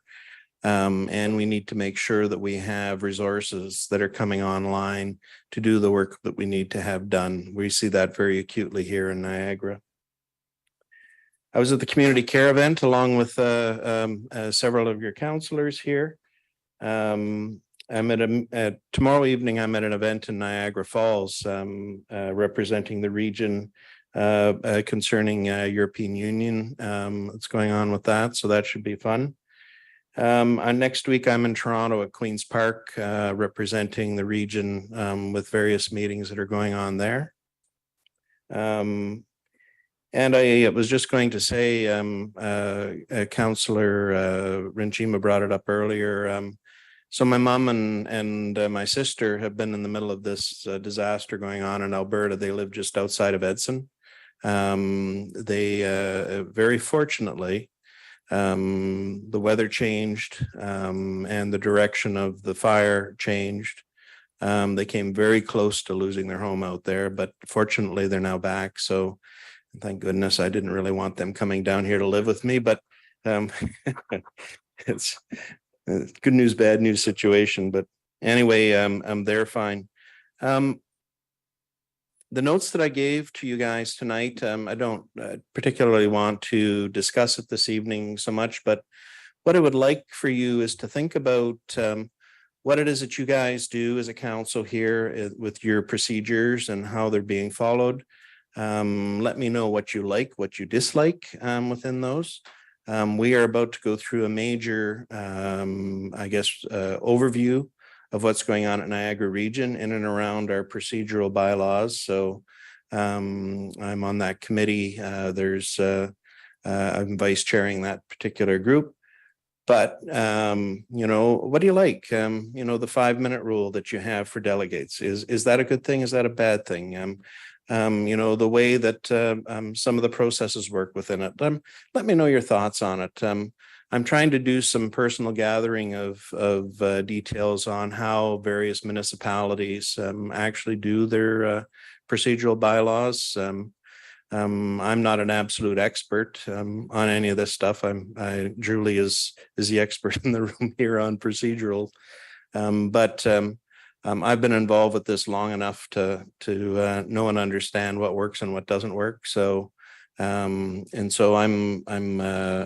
for instance, even with our delegations that we do at Niagara Region, there needs to be some change in how they behave. So those types of things are going on. So if you have any thoughts on it, just drop me a quick email and I'll be more than happy to have some discussions with you on it. I highly doubt I'm going to be back to council for a while now. And it's not because I don't love you guys immensely. But I have some things that are going on up with my cottage so I'm going to be spending time there. So unless I come in, I'm like Councillor Timmers tonight online, I may be spending more time actually getting some of the stuff done there that I said I was going to do. And my wife keeps reminding me that I must do. So anyway, as always, just reach out if you have any questions on anything. Hey, thank Any you very questions? much. Thanks very much, Counselor. And you can always let Madam Clerk know if you want to come in even for a short period of time virtually. I think it's working better. There's not so many people on now, and so it's a little bit more reliable. Yeah. I was going to just add too, and for everyone's information, both Mayor Easton and I have a very packed agenda at the Niagara Region this week. The standing committees are meeting, and there seems to be lots happening on a lot of differing issues. There's going to be a lot of stuff flying around in the newspaper. I am sure post some of our meetings, so just stand by. I will send you guys notes on these things as well as they're happening. So. Okay, that's helpful. Now, in terms of the procedures, Counselor, if council wishes, because we've approved what we have, if they want changes, they only need bring them to the clerk. I would suggest that they should do that if there's an area that they want changed. I think it's appropriate that they bring them to the clerk.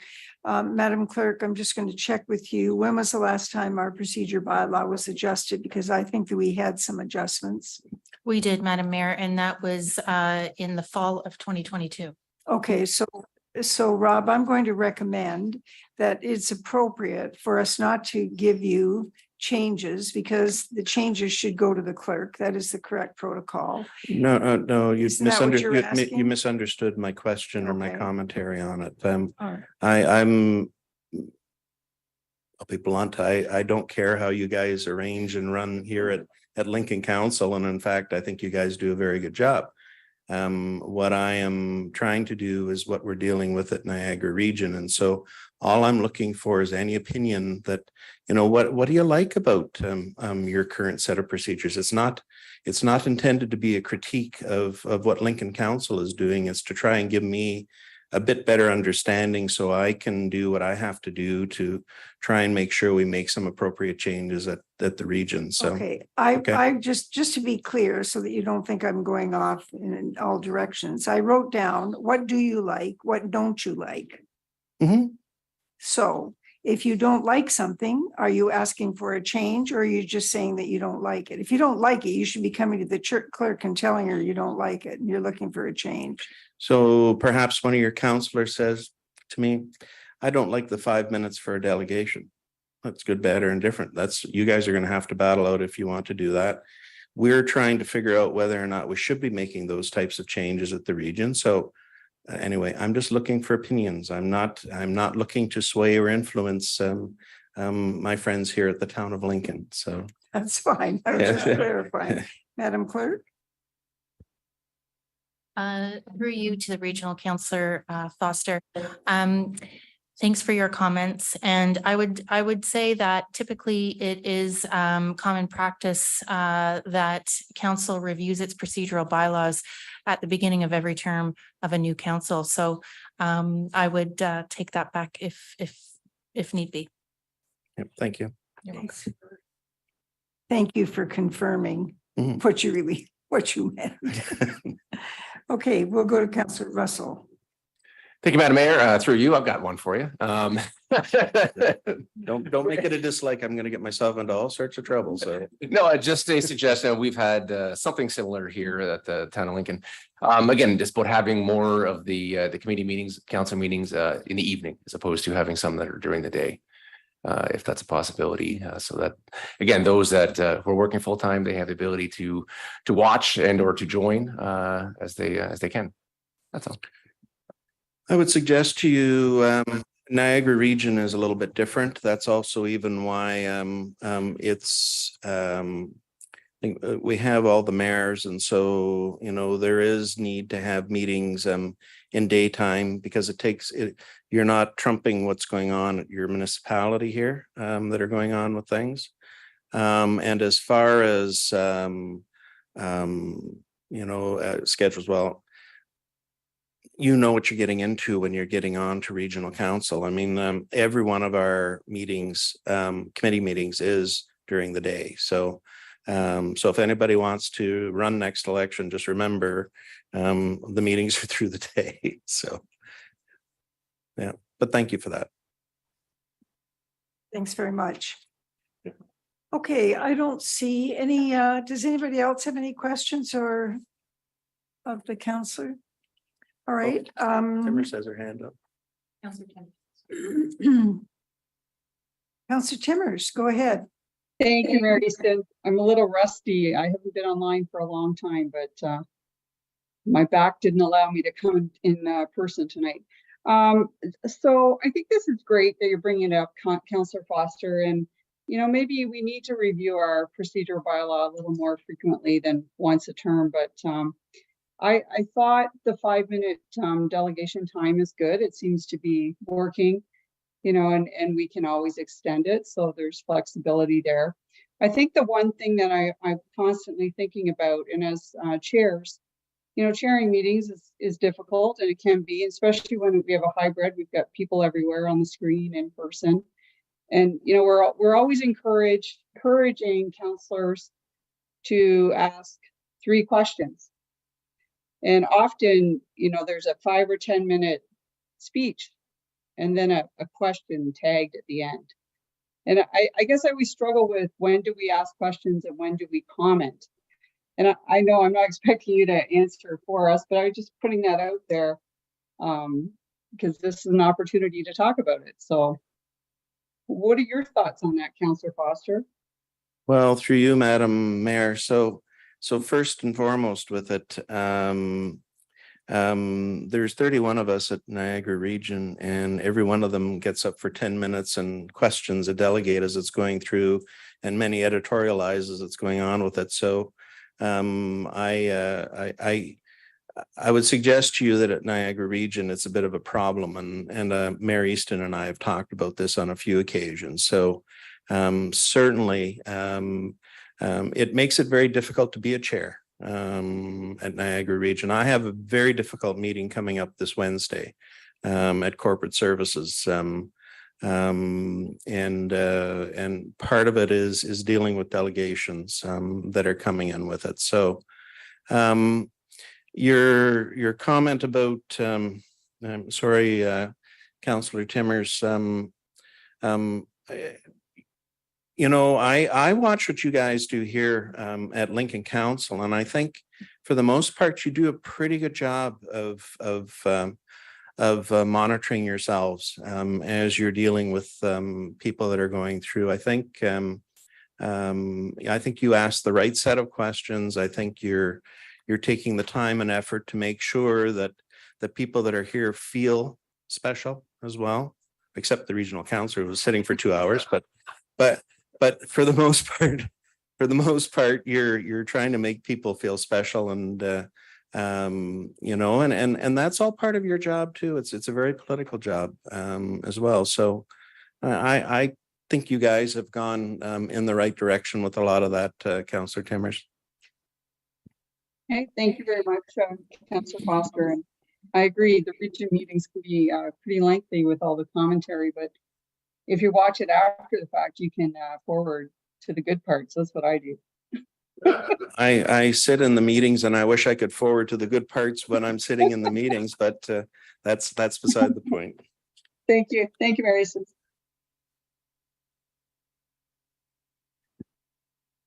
I have a motion moved by Councillor We did, Murray yes. and seconded by Councillor Renchima. The council receive and file as information the following mayor's report and regional councillor update. Madam Clerk, would you please open the vote? The vote is now open, Madam Mayor.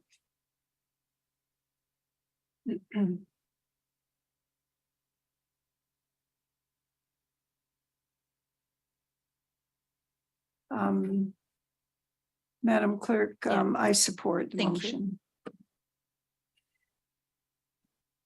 And I'll close the vote, and that carries, Madam Mayor.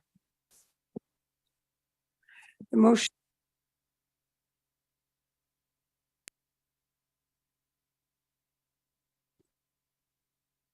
Item number 16 is a motion to consider confidential matters. We have none this evening. 17 is a motion to approve bylaws, and we have 3 bylaws for consideration tonight. Do members have any questions of the motions?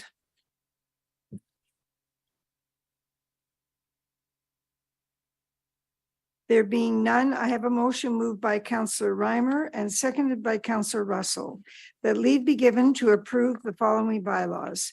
2023-25, a bylaw to establish an administrative monetary penalty system for non-parking related offenses. 2023-26, a bylaw to amend zoning bylaw number 2022-50 as amended of the Town of Lincoln, 20 Valley Communities, Inc. 2023-27, a bylaw to authorize the execution of a subdivision agreement between the Corporation of the Town of Lincoln and 2410002 Ontario Inc., together with any and all mortgagees that may be on title at the point of registration of the agreement. Block 70, lots 1 to 5, inclusive of Plan 30M-461 and part of Block 70, Plan 30M-380. Madam Clerk, would you please open the vote? And the vote is now open, Madam Mayor. Madam Clerk, I support the motion. Thank you, noted. And yes, there we go. And I will close the vote. And that carries, Madam Mayor. Thank you. The motion carries. Item number 18 is a motion to confirm the proceedings of council. We will now confirm the proceedings of the council meeting. I have a motion moved by Councillor Russell, seconded by Councillor Murray, that leave be given to introduce bylaw number 2023-28, being a bylaw to confirm the proceedings of council at its meeting held Monday, May the 8th, 2023, being read a first, second, and third time. That bylaw number 2023-28 be enacted and passed, and that the mayor and clerk sign and seal the said bylaw. Madam Clerk, would you please open the vote? The vote is now open.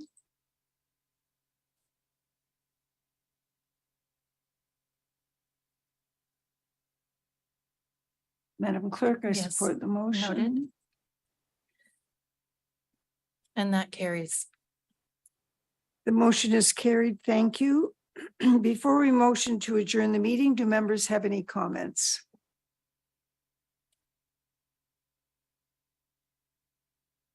There being no comments, I have a motion moved by Councillor Timmers and seconded by Councillor Pachiriva. The council meeting on May the 8th, 2023 be adjourned at 20 hours. Madam Clerk, would you please open the vote? And thank you. That vote is now open, Madam Mayor.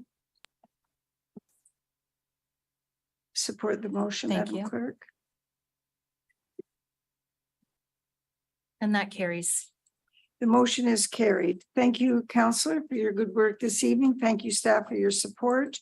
And to all of those of you who have participated with us or are watching after the fact, thank you very much for your interest in your local government. This concludes our council meeting for this evening.